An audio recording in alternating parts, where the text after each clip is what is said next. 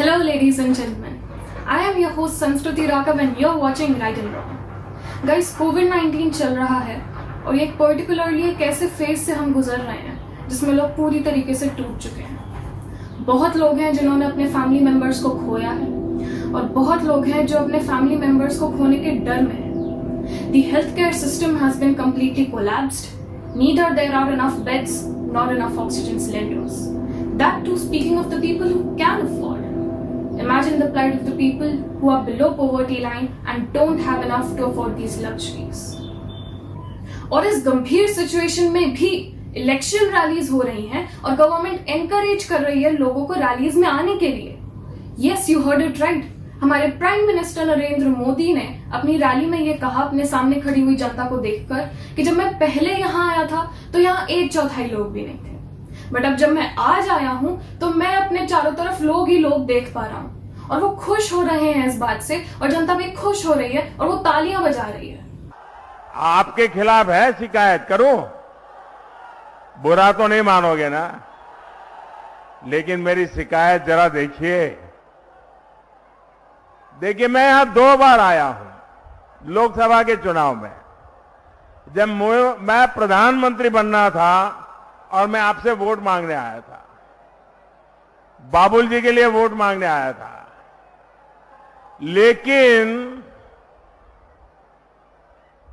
पहले जब आया तब तो मेरे लिए वोट मांगता था, फिर भी 1/4 लोग भी नहीं थे सभा में।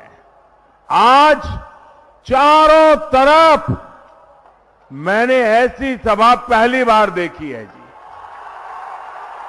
पहली बार देखी है। अब बताइए मेरी शिकायत मीठी है कि कड़वी है? आज आपने ऐसा दम दिखा दिया है, ऐसी ताकत दिखा दी है। मैं जहां देख सकता हूं मुझे लोग ही लोग दिखते हैं, बाकी कुछ दिखता ही नहीं है। क्या क्या कमाल कर दिया आप लोगों ने। मोरओवर हमारे चीफ मिनिस्टर योगी ने तो ये मानने से ही मना कर दिया कि इंडिया में ऑक्सीजन और बेड्स की कोई कमी भी है, और तो और धमकी भी दी कि अगर किसी ने ये र्यूमर्स फैलाने की कोशिश करी तो उसकी प्रॉपर्टी जब्त कर ली जाएगी। बट हमारे प्राइम मिनिस्टर ने जब नेशन को एड्रेस किया तो वो मान रहे हैं कि हाँ, इंडिया में ऑक्सीजन और बेड्स की कमी है और उसके लिए इंतजाम किया जा रहा है। दोस्तों, जब गवर्नमेंट में ही कोई कोऑर्डिनेशन नहीं है कि जनता के सामने बोलना क्या है, तो उन्होंने सिचुएशन कितनी अच्छी हैंडल की है ये तो हम सब देख ही रहे हैं। अगर आप पूरे फैक्चर एविडेंसेस के साथ जानना चाहते हैं कि इस समय इंडिया में क्या हो रहा है तो इस वीडियो को एंड तक देखिएगा। इस वीडियो में हम ब्रॉडली क्या डिस्कस करेंगे ये भी मैं आप लोगों को बता देती हूँ। कोविड केसेस पिछले साल से कैसे और कितने बढ़े, क्या रीजन था इस पीक के पीछे और क्या चीजें थी जिनका ध्यान नहीं रखा गया। गवर्नमेंट को रिपीटेड वार्निंग्स मिली सेकेंड वेव के बारे में और सेकेंड वेरिएंट के बारे में, फिर भी उन्होंने कोई एक्शन क्यों नहीं लिया। इस समय बेड्स, ऑक्सीजन और डॉक्टर्स की क्या सिचुएशन है। इलेक्शन रैलीज के जस्ट बाद 2 गुना पॉजिटिव केसेस बढ़ गए, इसके पीछे कौन जिम्मेदार है। क्लास 12th के एग्जाम्स की क्या सिचुएशन है इस समय और सीबीएसई ऐसा कौन सा ऑल्टरनेट एग्जाम निकाल सकती है। और लास्ट में मैं बात करूंगी, एक छोटा सा अपना एक्सपीरियंस आपके साथ शेयर करूंगी, क्योंकि 2 हफ्ते पहले मैं भी कोविड पॉजिटिव हो गई थी और हॉस्पिटलाइज हुई थी। थोड़ा सा निमोनिया था और कुछ ब्रीदिंग इश्यूज थे, तो वो एक्सपीरियंस भी आपके साथ शेयर करूंगी। So without further ado, let's jump to the video.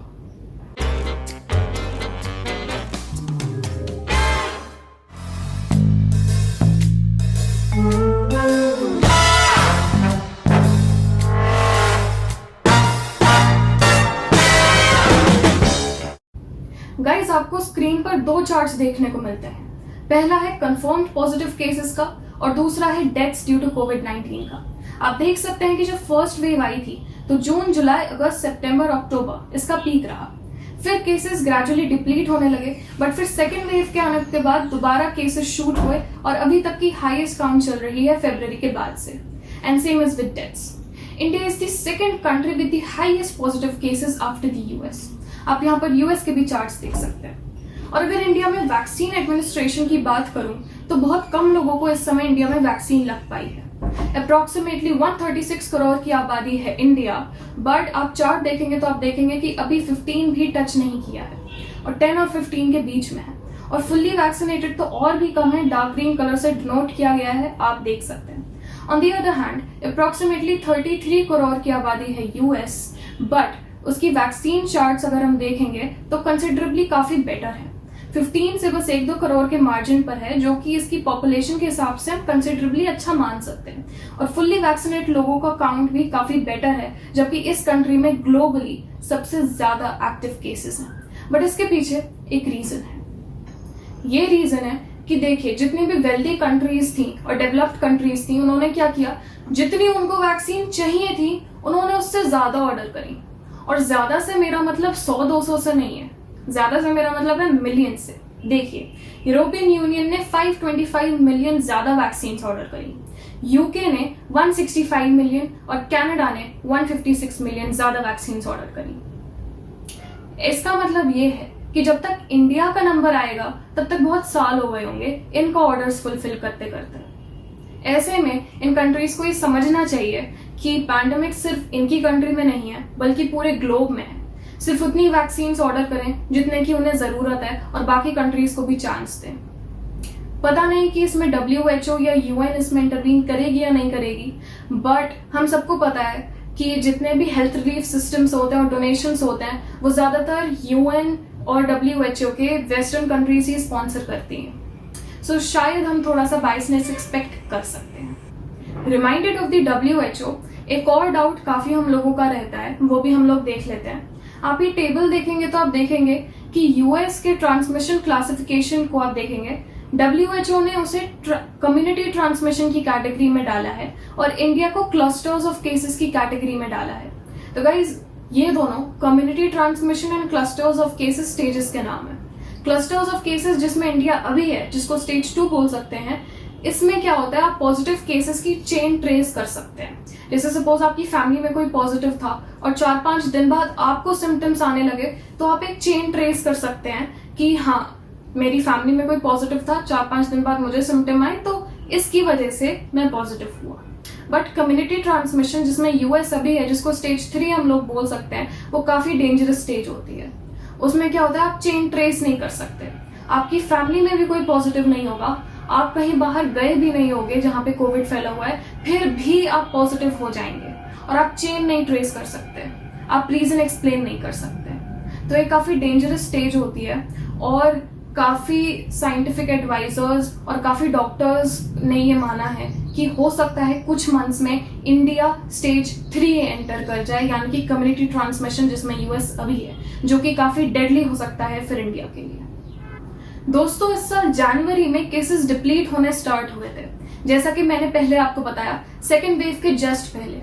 But doctors ने हमें रिपीटेडली वार्न किया that second wave is under way and we still need to take precautions, और आप इसे तूफान से पहले की शांति ही समझें। बट 22 जन को मोदी जी ने अपनी स्पीच में ये इंडिकेट किया कि इंडिया कोविड के अगेंस्ट विक्ट्री जीत चुका है। जिसके बाद क्या, लोग लीनियंट हो गए और उसके बाद वही हुआ जो डॉक्टर्स ने एक्सपेक्ट किया था। आप चार्ट देखिए, जनवरी 30, 2021 के बाद देखिए केसेस कितने तेज शूट हुए हैं। बट फिर भी जब गवर्नमेंट को पहले वार्निंग दी गई थी, उन्होंने उसके अगेंस्ट कोई एक्शन नहीं लिया। फिर दोबारा मार्च में कुछ साइंटिफिक एडवाइजर्स ने गवर्नमेंट को रिपीटेडली वार्न किया सेकेंड वेरिएंट के बारे में, बट स्टिल गवर्नमेंट ने दोबारा कोई मेजर रिस्ट्रिक्शन, कोई मेजर एक्शन, कोई मेजर टेक इस वार्निंग के बारे में नहीं लिया। बिल्कुल सीरियस नहीं ली सिचुएशन, और सीरियस लेती भी कैसे? There were more serious things to look after, such as elections. Political parties 130 crore तक खर्च कर देती हैं अपनी इलेक्शन रैलीज पर, बट फिर जब वही पॉलिटिकल पार्टीज गवर्नमेंट फॉर्म करती हैं तो मुश्किल से 1.3% ऑफ द जीडीपी स्पेंड करती हैं हेल्थ केयर पर। क्यों? क्योंकि भाई हमारी पॉलिटिकल पार्टी पावर में रहनी चाहिए, लोगों में पावर रहे या ना रहे इससे हमें क्या फर्क पड़ता है। ये इमेजेस देखिए अपनी स्क्रीन पर, ये पिछले मंथ जब बंगाल में रैलीज हुई हैं, ये उनकी इमेजेस हैं। ये महिला जिन्हें आप नाचते हुए देख सकते हैं, इनसे जब पूछा गया कि आप बिना मास्क के हैं और बिना सोशल डिस्टेंसिंग के आप रैली में आ गई हैं और आप ऐसे नाच रही हैं, आपको कोरोना से डर नहीं लगता? इन्होंने पता है क्या जवाब दिया? नहीं, मुझे डर नहीं लगता क्योंकि दीदी हमारे साथ है।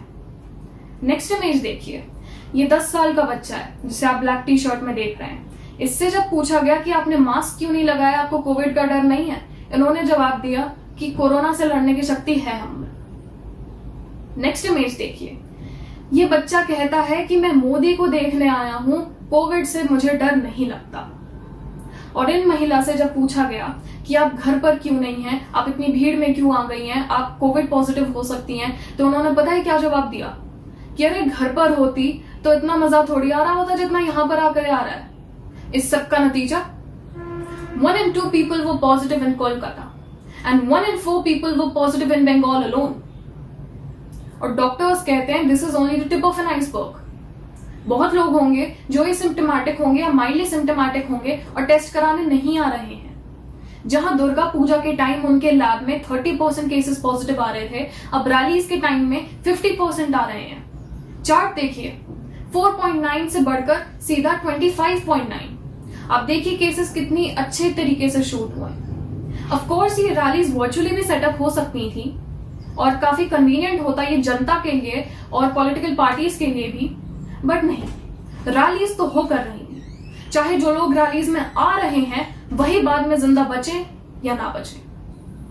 सिचुएशन को देखते हुए कांग्रेस लीडर राहुल गांधी ने अपनी इलेक्शन रैलीज कॉल ऑफ कर ली, ये कहकर कि इतनी बड़ी संख्या में लोग इकट्ठा होंगे तो उनके लिए काफी डेडली हो सकता है।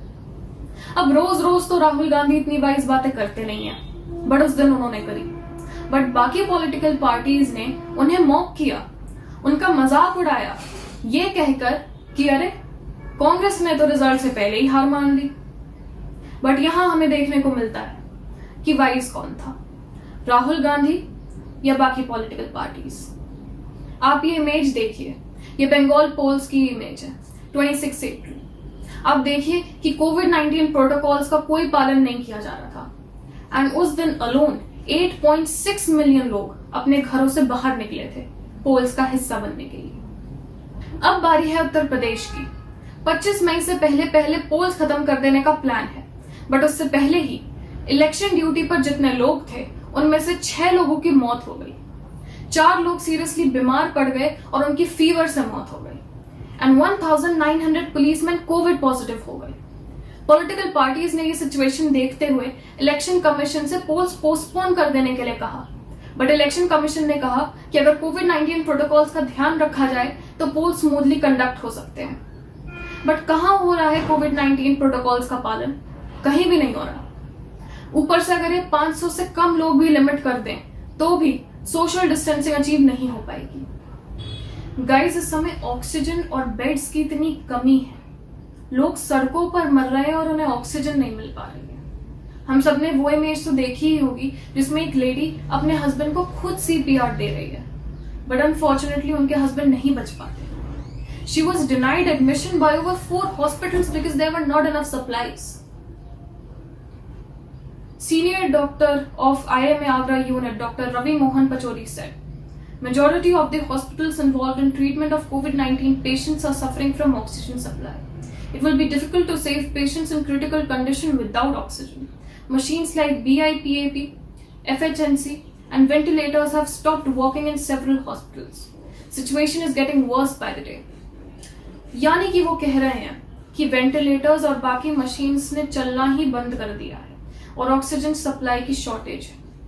बट वहीं हमारे CM योगी हैं जिन्हें ऐसा लगता है कि इंडिया में ऑक्सीजन और बेड्स की कोई कमी है ही नहीं। देखिए उनकी ये वीडियो है। तो मेरा उस दिन लखनऊ के हॉस्पिटल्स के साथ बैठक थी। 6 बजे बैठक मेरी होनी थी। इसी प्रकार से मेरी ये बैठक वहां पर जब प्रस्तावित थी, 5 बजे एक चैनल में चला कि फलाने हॉस्पिटल में ऑक्सीजन की कमी। तो मैंने तत्काल वहां पे एक टीम भेजी, प्रशासनिक टीम भेजी, एक मजिस्ट्रेट को भेजा। मैंने कहा देखो वहां ऑक्सीजन की कमी कैसे हो गई है और आप तत्काल वहां पे व्यवस्था करो। वो टीम वहां गई तो उनके पास पूरी ऑक्सीजन पूरा था। उसने मुझे, यानी बैठक के पहले मुझे इसकी सूचना मेरे पास आ चुकी थी, अब ऑक्सीजन पूरा है। उन्होंने झूठी खबर दी। मैंने उसी समय फिर बैठक में पूछा उसके प्रबंधक को, मैंने कहा भाई आपके यहाँ से भी सूचना आ रही थी कि ऑक्सीजन की कमी है, लेकिन जब मजिस्ट्रेट गए तो ऑक्सीजन तो आपके यहाँ पूरी थी, लगे माफी मांगने, ये साहब गलती हो गई है, और ऐसी गलती त्रुटि से, यानी एक त्रुटि के कारण ये चीजें हुई हैं। और ये चीजें कुछ लोग जानबूझ करके शरारतन स्थिति को पैनिक बनाने का प्रयास कर रहे हैं और उसके माध्यम से अफवाह फैला करके एक नकारात्मकता पैदा करने का प्रयास कर रहे हैं। इनके रिप्लाई में मैं ये कहना चाहूंगी कि ना तो उन्होंने उस हॉस्पिटल का नाम रिवील किया, ना ही वो डीएम का नाम रिवील किया जिससे क्रॉस वेरिफिकेशन हो सकता। इस बात का कोई एविडेंस नहीं है कि ये घटना रियल है, और अगर है भी तो एक हॉस्पिटल होगा, 50 हॉस्पिटल होंगे, पूरे इंडिया के हॉस्पिटल थोड़ी कर रहे होंगे ऐसा। डॉक्टर्स अपने पेशेंट्स को जानबूझकर ऑक्सीजन नहीं दे रहे हैं, उन्हें जानबूझकर मरने के लिए छोड़ रहे हैं। यहां डॉक्टर्स के इतने वीडियोस वायरल हो रहे हैं कि वो कितने परेशान हैं कि उनके सामने उनका पेशेंट मर रहा है पर वो कुछ कर नहीं सकते क्योंकि उनके पास ऑक्सीजन नहीं है उसको बचाने के लिए। क्या ये सब झूठ है और र्यूमर्स हैं जैसे मिस्टर योगी बता रहे हैं? र्यूमर्स मिस्टर योगी वर्बल हो सकते हैं कि किसी ने कोई बात कहकर फैला दी, बट जो र्यूमर्स विजिबल होते हैं वो र्यूमर्स नहीं, वो रियलिटी होती है। देखिए आने वाली इमेजेस को और फिर सुनिए वो स्पीच जिसमें पीएम मोदी खुद मान रहे हैं कि हाँ इंडिया में ऑक्सीजन और बेड्स की कमी है, very contrary to what CM Yogi said when he said कि ये र्यूमर्स हैं और इन र्यूमर्स को फैलाने वालों की प्रॉपर्टी जब्त करने के लिए तक तैयार है। इस बार कोरोना संकट में देश के अनेक हिस्से में ऑक्सीजन की डिमांड बहुत ज्यादा बढ़ी है। इस विषय पर तेजी से और पूरी संवेदनशीलता के साथ काम किया जा रहा है।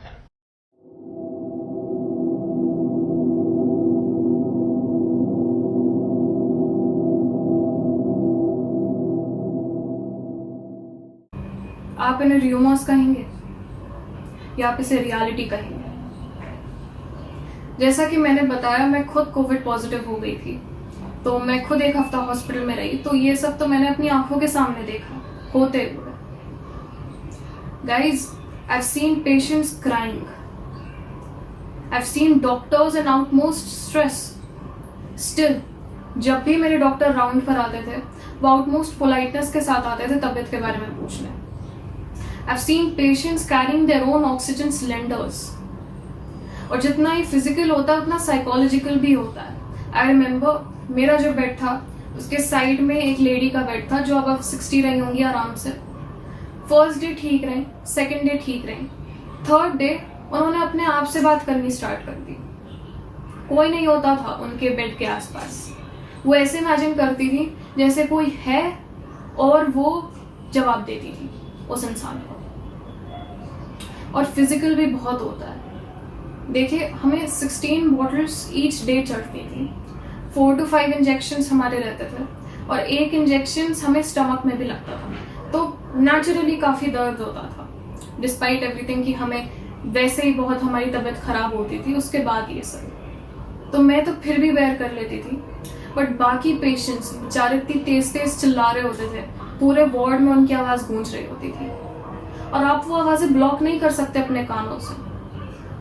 यू नो, आपका एक एक मिनट बहुत मुश्किल से कटेगा वहाँ पर। एक तो आप वैसे ही अनजान लोगों के साथ हैं, ऊपर से आपकी फैमिली भी नहीं आ सकती आपको विजिट करने। जो लोग इसे र्यूमर्स बता रहे हैं और ये कह रहे हैं कि अरे न्यूज़ में तो ऐसे ही बड़ा चढ़ा के दिखाया जा रहा है। गाइज, सिचुएशन इतनी ही वर्स है।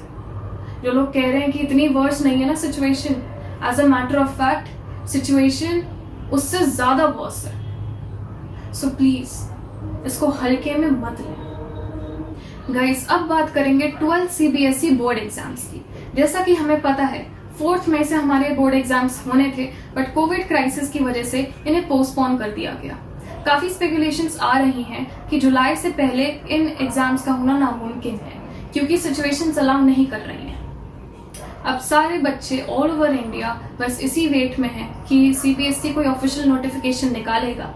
मैं भी 12th में हूँ, हम सारे बच्चे बस वेट ही कर रहे हैं। वहीं कुछ बच्चे हैं जो इस पक्ष में हैं कि 12 सीबीएसई बोर्ड एग्जाम्स कैंसिल हो जाने चाहिए। Twitter has been flooded with memes and tweets regarding the same. Let's see a few. Losing a grade is better than digging a grave. True, very true. Cancel board exams 2021. Cancel exams, save students. Government watching students dying after exams. True, if it happens so. Why so cruel, CBSE? Why are you playing psychological games with us? Why are you giving us mental pressure, anxiety continuously? We are fed up of all these. कब तक पढ़ेंगे 12th में? Very true. कब तक पढ़ेंगे 12th में? 1.5 साल हो गया. Seriously. Cancel board exams 2021. How will I give my boards? COVID positive. Well, yes, very true. मुझे याद है जब मैं भी हॉस्पिटल गई थी तो मैं अपनी कोर्स बुक साथ लेके गई थी हॉस्पिटल, और मैं पढ़ी हूँ हॉस्पिटल में. So yes, the anxiety is very much real कि कैसे हम देंगे बोर्ड्स अपने, कैसे पढ़ाई करेंगे. कैंसल बोर्ड्स, स्टूडेंट डिप्रेशन में हैं और आप लोगों को है कि पेपर लेने हैं. What the hell. Students stress, covid. But board exams cancel करने में कुछ प्रॉब्लम्स हैं. देखो, जैसे कि मेरे जैसे बच्चे और मेरे जैसी कैटेगरी में काफ़ी सारे बच्चे आते हैं जो हाईली कॉम्पिटिटिव कॉलेजेस के लिए पढ़ रहे हैं. उन्होंने पूरे साल अपने दिमाग में सिर्फ बोर्ड्स को रखकर ही तैयारी करी है. अब अगर उनके बोर्ड्स ही आप हटा देंगे और इंटरनल्स ला देंगे तो शायद हमारे लिए उतना बेनिफिशियल साबित नहीं होगा जितना हम अपने लिए सोचकर बैठे हुए थे. ठीक है. और अगर आप नेक्स्ट मंथ एग्जाम्स रख देते हैं, अगर आप 1 जून से, जैसे गवर्नमेंट ने बोला है कि 1 जून को सिचुएशन रिव्यू करेगी और 2 हफ्ते बाद एग्जाम रख देगी अगर सिचुएशन अलाउ करती हैं तो. अगर ऐसा हो जाता है और भगवान न करे अगर लार्ज नंबर्स में बच्चे पॉजिटिव हो गए और उनकी डेथ्स होने लगी, तो इससे ज़्यादा पेनफुल सीन तो मैं इमेजिन नहीं कर सकती. सेकेंडली, हमने देखा कि रैलीज में क्या हुआ. अब ऐसे ही काइंड ऑफ सिचुएशन में हम कम से कम बच्चों को तो नहीं डाल सकते. तो क्या अब सीबीएसई ऑनलाइन एग्जाम्स कंडक्ट करवाएगा या उसे फर्दर पोस्टपोन करेगा? देखिए, अगर पोस्टपोन करता है तो कोई बात ही नहीं है, फिर तो वो तभी करवाएगा व्हेन सिचुएशंस अलाउ. अदरवाइज अगर वो ऑनलाइन एग्जाम्स कंडक्ट करवाता है तो उसमें भी कुछ प्रॉब्लम्स हैं. बच्चे चीटिंग करते हैं, बच्चों को ट्रस्ट नहीं किया जा सकता. ऊपर से अगर उनके पेरेंट्स भी निगरानी पर बैठे हैं उनके साथ 3 घंटे, तो मैं तो कहती हूँ पेरेंट्स को भी ट्रस्ट नहीं किया जा सकता. क्योंकि बच्चे क्या करेंगे, डांट खाएंगे बट मना लेंगे अपने पेरेंट्स को. और पेरेंट्स क्यों मान जाएंगे? क्योंकि उन्हें भी एट लास्ट अच्छे मार्क्स चाहिए अपने बच्चे के ताकि उसका फ्यूचर वगैरह कुछ बन जाए. तो पेरेंट्स को भी नहीं ट्रस्ट किया जा सकता. और एक और एग्जाम है जिसका नाम है CUCET. ये एग्जाम क्या है? ये सारे एंट्रेंस बेस्ड कॉलेजेस का है. जैसे DU हो गया या BHU हो गया, ये जो सारी जितनी सेंट्रलाइज यूनिवर्सिटीज होती हैं, इनमें जितने भी एंट्रेंस बेस्ड कॉलेजेस होते हैं उनका ये एग्जाम होता है CUCET. आपको ये एग्जाम देना पड़ेगा अगर आपको इस कॉलेज में घुसना है और तभी आपका एडमिशन वहां पे हो पाएगा. बट एक नोटिफिकेशन आई है ये कहते हुए कि अब जितनी भी सेंट्रलाइज यूनिवर्सिटीज हैं उनके मेरिट बेसिस के कॉलेजेस हटा दिए जाएं और सब पर एंट्रेंस लगा दिया जाए. तो अगर आपको DU या किसी भी यूनिवर्सिटी में एडमिशन लेना है तो आपको ये एंट्रेंस देना पड़ेगा. DU को ये नोटिस भेज दिया जा चुका है. काफ़ी कॉलेजेस हैं जो DU में जो ऑलरेडी इस बेसिस पर चल रहे हैं और काफ़ी कॉलेजेस मेरिट वाले हैं जो परसेंटेज के हिसाब से चलते हैं. तो अभी तक तो DU ने इस पर कोई टेक नहीं लिया है. बट जो प्रॉब्लम है वो ये प्रॉब्लम है कि स्टूडेंट्स को कोई क्लैरिटी नहीं दी जा रही है. ना तो उन्हें ये कंफर्म किया जा रहा है कि तुम्हारे बोर्ड एग्जाम्स होंगे और जो मेरिट बेस वाले कॉलेजेस हैं उन्हीं के हिसाब से होंगे, तुम्हारी परसेंटेज ही मैटर करेगी तो तुम बोर्ड्स के लिए तैयारी करो. ना तो हमें ये क्लियर किया जा रहा है, ना हमें ये क्लियर किया जा रहा है कि हो सकता है DU या जितनी भी सेंट्रलाइज यूनिवर्सिटीज हैं उनका सबका मेरिट हटा दिया जाए और सब पे एंट्रेंस लग जाए तो आप CUCET के लिए तैयारी कर लो. मतलब अभी हम इतनी स्पेकुलेशन में, हमें नहीं समझ आ रहा कि हम बोर्ड की तैयारी करें कि क्या पता सिर्फ बोर्ड के मार्क्स मैटर करें या फिर हम CUCET की तैयारी करें. हमें लॉजिकल और एनालिटिकल रीजनिंग की तैयारी करनी पड़ेगी और बोर्ड के हमारे मार्क्स बिल्कुल मैटर नहीं करेंगे. तो यू सी, हम बहुत ज़्यादा हमें स्केप्टिकल रखा जा रहा है कि क्या हो रहा है क्या नहीं हो रहा. So I feel it is only wise to wait for an official notification, जिसके बाद ही हम कुछ डिसाइड कर सकते हैं. But till then focus on both if you can, because knowledge doesn't go waste. So friends, we are aware that many people have lost their significant ones to COVID-19. I extend my heartfelt condolences to their families. and essentially, our late doctors, nurses, and frontline workers who fought to protect us till their very last breath. Your lives will be an inspiration for all of us. Most importantly, I'd like to urge everybody to follow the COVID-19 protocols, since times are tougher than ever before. But remember, we are tougher than times. Jai Hind.